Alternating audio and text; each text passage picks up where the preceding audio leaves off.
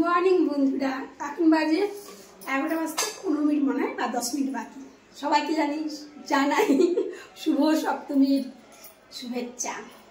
আর সবাই নিশ্চয়ই ভালো আছে, পুজো টুজো দেখছো। অনেক বেলা শুরু করলাম ব্লগটা, করবো না ভেবেছিলাম, তাও ছুটির দিন আছে একটু করি। কেবল লাউ কাটা হলো আমার, দেখো লাউটাকে প্রেশার কুকার সিটি বসিয়ে তারপর অন্যান্য সবজি কাটবো। অন্যান্য বলতে তেমন কিছু রান্না নেই, এখন তো নবরাত্রি চলছে আমার। এর আগের ব্লগ যারা দেখেছে জানো, তো নিরামিষ রান্না, সামান্য সামান্য রান্না, কিন্তু কাজ অনেক আছে। আমার কাজে দিদি শরীর অসুস্থের আগের দিনই বলেছিলাম, তো বাসন মাজা ঘর মোছা দুনিয়া পড়ে আছে, কাজ তেমনভাবে হয়নি। তো জলখাবারটা হালকা ফুলকা করে কথা একটু জলখাবার দিলাম, সেই জলখাবারটা হয়েছে। আমার সকালে খাওয়া হয় না, কারণ নবরাত্রিতে আমি রান্নাবান্না সেরে কাজকর্ম সেরে স্নান পুজো সেরে তারপরে খাবারটা খাই। তো দেখতে পারবো যে কী দেখাই। অবশ্য এখনই একজন কলিগ আসার কথা ওর অফিসের কলিগ আসবেন, তো আমি এদিকে কাজ করতে থাকি।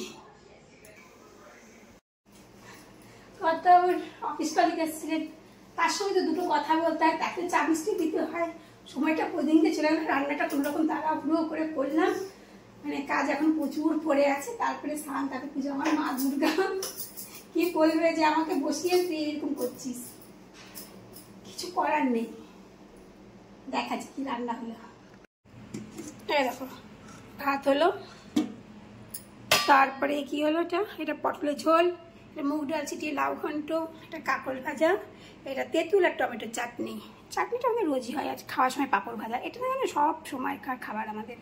এখান থেকে কিছুটা ফুল তুলেছি, কিন্তু দেখো তাড়াতাড়িগুলো জবা, একটা গাঁদার মালা আর বেলপাতা কিনে নিয়ে আসলাম। ঘরে কত বেলপাতা, গাছে কত বেলপাতা পারতেই পারিনি, দেখো কিনে আনতে হলো। পুজো উপলক্ষে মুখটা একটু ঝকঝকে করবো, একটা বেজে গেছে, আমি দৌড়ে স্নান করতে যাবো, একটুখানি মুখে মাখবো। কী মাখবো বলো তো? আমি দুধ দিয়ে, চাল গুঁড়ি দিয়ে আর বেসন দিয়ে গুলাবো। কি বলবো, বেসনের প্যাকেটের বদলে ছাতুর প্যাকেট ঢেলে দিয়েছি, চাল গুঁড়ি দিয়েছি, দুধ দিয়েছি, হলুদ দিয়েছি, কিন্তু বেসনের বদলে ছাতু দিয়ে দিয়েছি। ফেলে দিব, ভাবছি ছাতুটাই মেখে নিই। তোমরা কিন্তু ভুল করে ভাবো ছাতুও তো মেখো না, কোনো বিউটি টিপসে ছাতু মাখার কথা নেই, কিন্তু আমাকে মাখতে বাধ্য হতে হচ্ছে, কারণ দুধ আছে, চাল গুঁড়ি আছে, হলুদ আছে, এগুলো নষ্ট করবো, মেখেই দিই ছাতুর দিয়ে, বেসনের বদলে ছাতু। ভুল করে কি করেছি, দেখি যদি ভালো হয়। এই দেখো মেখে নিলাম ছাতু মাখা। কেউ এরকম ভুল করো না, ছোলার ছাতু দাও আবার। আসলে ছোলার ছাতু আর বেসন মোটামুটি একই রকম লাগে দেখতে, প্যাকেটটা বুঝতে পারিনি, তাড়াহুড়া করে করেছি। ছবিটা কেমন আসছে, মোবাইলটা গেছে। স্নান করে এলাম, 5 মিনিট মুখে রেখেছিলাম প্যাকটা, জানো তো। ছাতুটা কোনো ক্ষতি করেনি, আর চালগুড়িতে ছিলই, ওটা সফট লাগছে। ওই দেখো আমার মা দুর্গা, আমি পুজো দিয়ে নিই, তারপরে ব্যাক ক্যামেরায় ভালো করে দেখাবো। হ্যাঁ, দেখো আমার পুজো হয়ে গেল। এই আমার মা দুর্গা, এই মা দুর্গা আমার কী বলে আসলেই থাকে সবসময়। আর এখানে অন্যান্য ঠাকুর থাকে, সে ঠাকুরগুলোকে দেখো এই পাশে কিছু সরিয়েছি, উপরে কিছু তুলেছি, এরকম করে পুজোটা দিচ্ছি। মা দুর্গা এদেরকে সবাই বলছি একটু কটা দিন জায়গা দাও মা দুর্গার জন্য, তারপর আবার সব ঠিকঠাক করে দিব।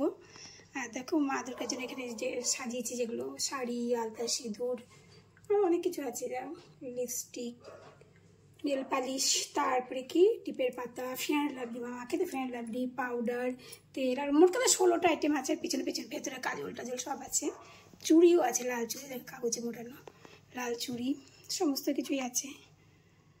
তো এই আমার ঠাকুর, সবাই দেখে নাও, এখানে আমি পুজো করছি। হ্যাঁ, তো অন্ধকার লাগছে, লাইটটা যদি জ্বালাই।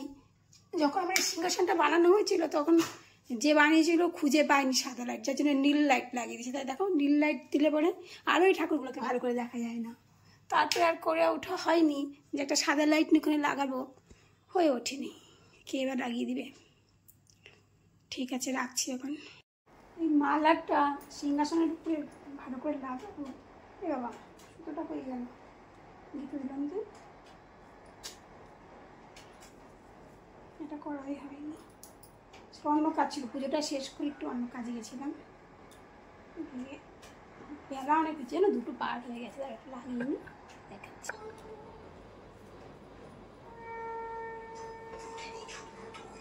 ওই দেখো কত বাবুর একদম শুরু হয়ে গেছে।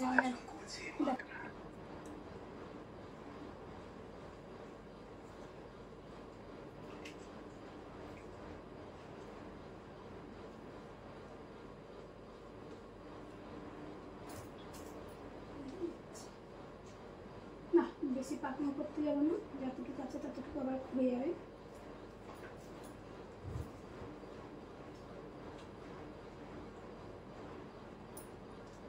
যাই হোক, একটু একটু ভালো লাগার ব্যবস্থা করলাম, কিন্তু হলো না।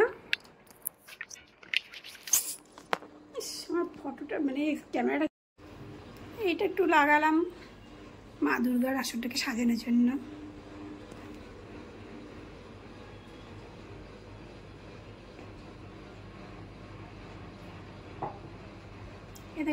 প্রদীপটা জ্বালানোর নিয়ম আছে, দেখেছো? এক বাটি ধান, ধানের উপরে মাটির প্রদীপ। এগুলো সব আমি মহারাজদের মুখে শুনেই লাভ করছি, আন্দাজে নিজের মন থেকে করছি না। মিটলো সব, শুধু খাওয়া দাওয়া নয়, খাওয়া দাওয়া করে আর কত কাজ ছিল।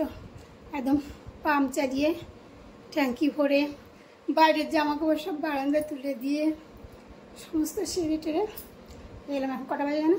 3টে বাজে। একটু রেস্ট নেব, শোবো না, কারণ চুলগুলো পুরো ভেজা। চুলটা আটকানো ছিল তো পুজো দেওয়ার সময়, অনেকক্ষণ পুজো দিয়ে খাওয়া দাওয়া করে টোরে তারপরে আমি চুলটা খুললাম, খুলে আঁচড়ালাম। চুলটা ভেজাই রয়েছে। তো সারাদিন কী বলো তো, বিকেলে বাজার যেতে হবে। তার কারণটা হলো, ভুলে যাচ্ছে কথা বলতে, তার কারণটা কালকে অষ্টমী পুজো, সন্দেশ মানে মিষ্টি আনা হয়নি ঠাকুরের জন্য, ঠাকুরের মিষ্টি আনতে হবে। ফল টলগুলো তো সব কালকেই বাজার করে নিয়েছি, 8 রকমের ফল। এগুলো শাড়িটা তো পরশু দিন তোমাদের দেখালাম, শাড়ি, চালতা, সিঁদুর টিঁদুর আর বাদ বাকিগুলো কেনা হয়ে গেছে। আজকে শুধু সন্দেশটা কিনে নিয়ে একদম ডালা ফালা রেডি করে ফেলবো রাত্রেবেলায়। তারপরে সকালে উঠে বাসি কাজ সেরে পুজো দিতে চলে যাবো। তো বাজার থেকে এখন এলাম, বেরিয়েছিলাম দেরিতে, 8টার আগে, 8:45 বেরিয়েছিলাম, 10টা বাজবে আসতে। ঠাকুরের আর বাদ বাকি যেগুলো ছিল সেগুলো কিনে নিলাম। বাদ বাকি বলছি এই কারণে, কালকের ভিডিওতে দেখিয়েছি কি, কাল না পরশুর ভিডিওতে দেখেছি কি কিনেছি। তো আজ মিষ্টিটা কিনলাম, পদ্মফুল কিনলাম, ধূপকাঠি কিনলাম, এইসবগুলো কিনে নিয়ে চলে এলাম। তো ভিডিওটা শেষ করছি, কারণ 10টা পার হয়ে গেছে। এবার রান্না বান্না খাওয়া দাওয়া সব আয়োজন হবে।